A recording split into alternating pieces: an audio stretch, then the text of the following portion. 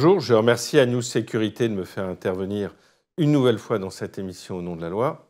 Et aujourd'hui, je voudrais vous parler d'un document qui vient d'être publié, c'est-à-dire le 12 avril 2023. C'est le rapport du CNAPS sur son activité 2022. Alors pour le CNAPS, tout le monde le connaît, c'est l'organisme de tutelle des sociétés de sécurité privée.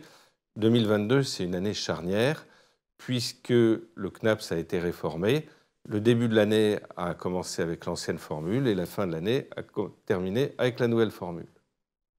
Et ce qui est intéressant dans les aspects contentieux ou dans les aspects juridiques, c'est les chiffres donnés par le CNAPS.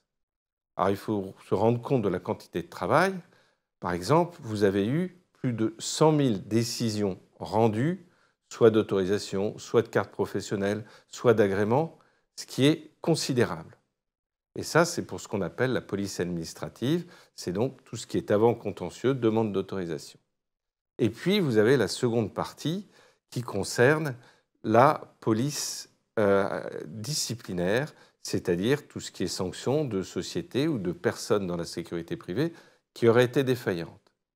Et là, nous avons 410 décisions qui ont été rendues par les CLAC avant qu'elles disparaissent, 64 décisions qui ont été rendues par la commission de discipline, et je reviendrai un peu après dans quelques instants, et puis quelques décisions qui ont été rendues par le directeur de l'établissement qui a le pouvoir d'octroyer les sanctions les plus faibles.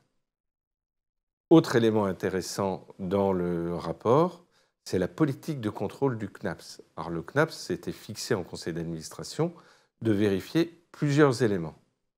Premiers éléments, c'était la sécurité privée dans les établissements publics. Deuxième élément, la sécurité privée dans les établissements hospitaliers qui avaient plus de 250 lits.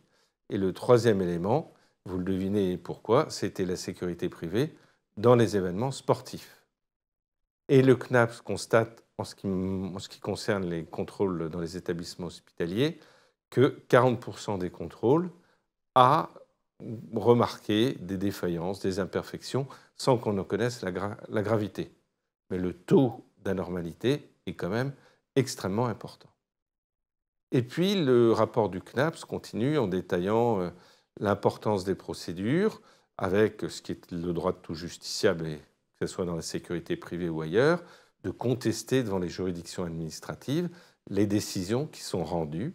Et le CNAPS est très fier d'annoncer que, alors les taux varient un peu suivant des procédures, mais qu'en très grande majorité, à 80, 75%, voire 91%, suivant certaines procédures, les décisions du CNAPS sont confirmées. Et il y a un point sur lequel j'ai évoqué très rapidement tout à l'heure qui a attiré mon attention, c'est les 64 sanctions rendues par la commission de discipline, donc qui a été créée récemment, et on vous explique que ces décisions ont été rendues le 10 novembre 2022. Alors, est-ce que c'est une erreur de rédaction? Est-ce qu'il y a eu plusieurs jours ou pas? Mais si on rend 64 décisions, dont certaines graves, puisque 26 d'entre elles concernent des interdictions d'exercer, 64 décisions en une journée, je vous laisse imaginer le temps d'examen de chaque décision. Et c'est peut-être regrettable, et je vous laisserai apprécier en vous invitant à lire vous-même ce rapport du CNAPS que vous pouvez trouver sur son site.